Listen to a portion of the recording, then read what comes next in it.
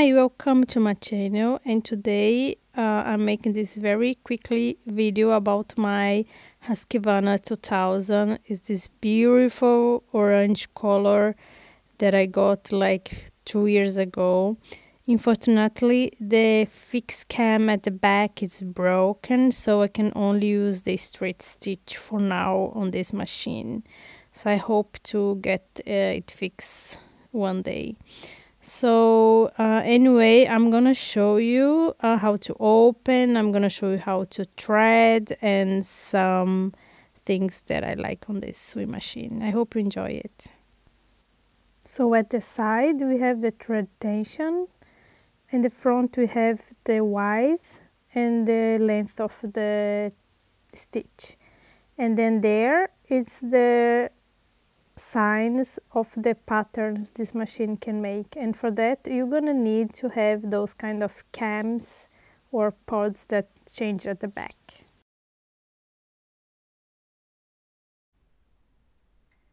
So I actually don't have the C, I just noticed today.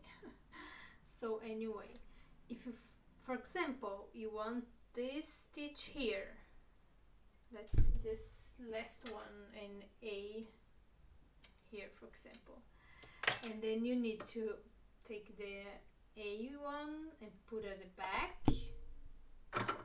and then you need to check what color is it's purple, and then you bring, wow, you bring this to purple there. Can you see it's purple and green flag, so in the red dot, and then you also need to bring purple here, it's number 2, and then you need also to bring purple here. Yeah, so here is going to be, and then you can try which one do you think it's best, if it's here or if it's here, you know, but between this, oh sorry, I didn't see what's true. So it's going to be like purple and orange, so you need to be there. So purple, purple, purple. So that means when you try a stitch, it has to come this one here. So let's, for example, B, for example, red, you know, red, what is red, and red. And then it's supposed to come this here, for example, here. Yeah. Here is straight stitch, zigzag, and buttonhole if you want to sew in stretch fabric is there. Straight stitch and stitch length, I often use number 3, and this here, if you sew in straight stitch, it has to be on 0. To thread this machine, let me see here, you go here and then you pass, oops, exactly there, and then you go down here,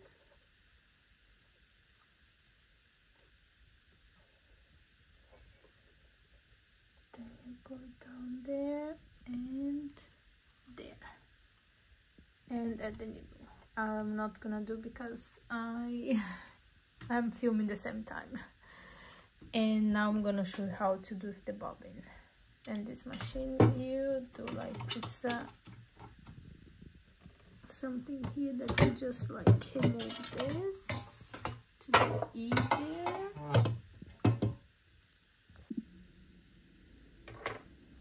So here's the thread, this is the bobbin,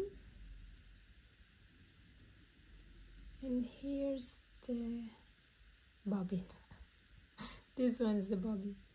So we put inside there, so it's going to that direction, and then it's going inside here. I hope my camera is getting it.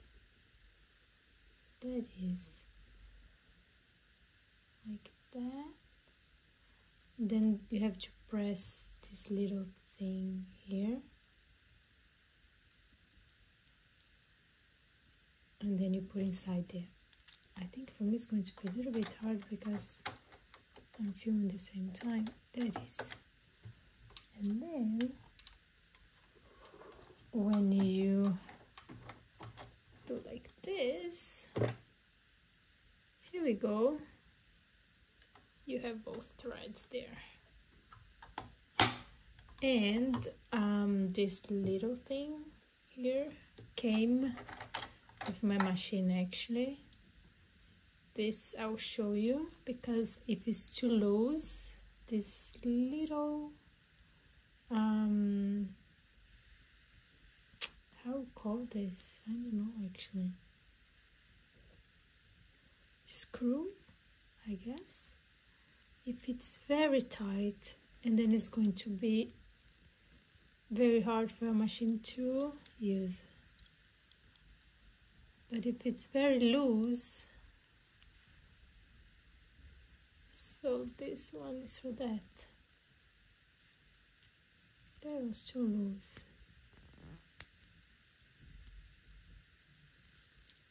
Now it's better.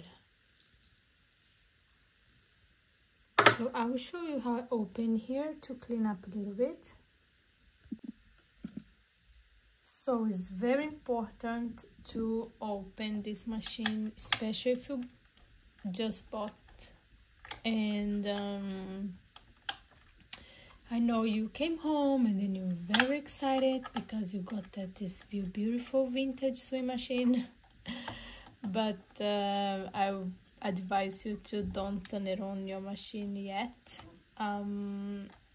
First thing you need to do is to open up and clean it up, because this machine often, I think this one, it's my, I don't know, number 12 vintage sewing machine.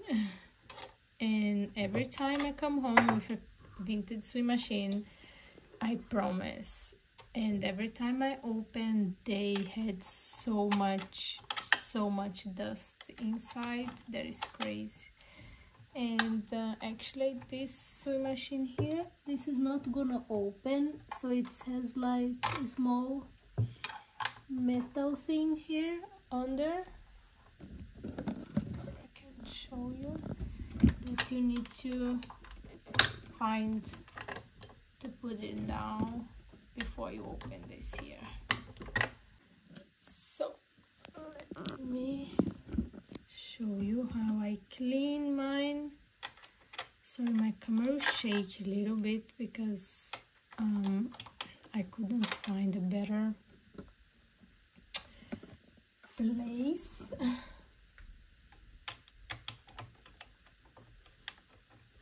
So we need to open here.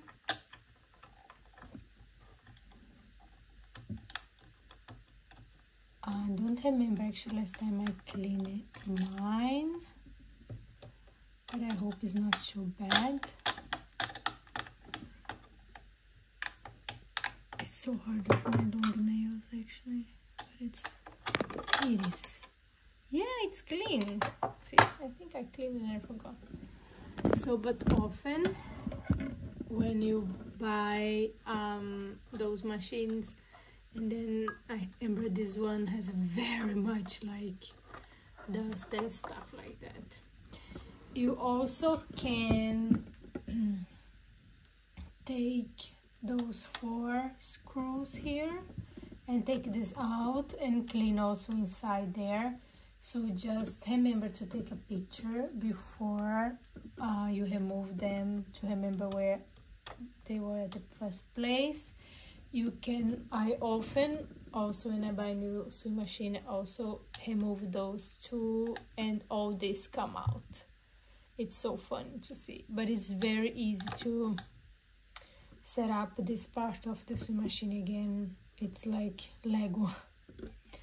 So it's very important to clean. I actually open mine like once a year probably, to clean very deep, and oil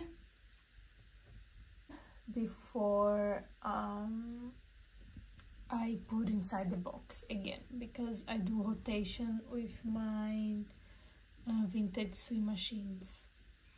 And to change the needle, it's here, this small screw here. Oh Lord, I lost my needle inside the machine. Beautiful. Okay, now we're gonna put this back. So make sure this metal looks like this. Although it's gonna be on a way here to close it down. Yeah. And now this little thing needs to go up. And it will stay there. So here's the back of my sewing machine. You need to remove this screw actually to clean up inside. I don't think mine is very tight.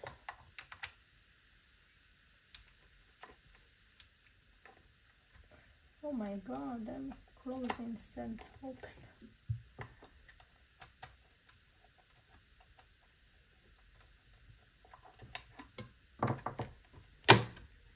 Here it's a way better to remove this, and I always forget what side I have to pull down up. So if your machine is stuck, that means it's a lot of oil inside there and a lot of oil inside somewhere here.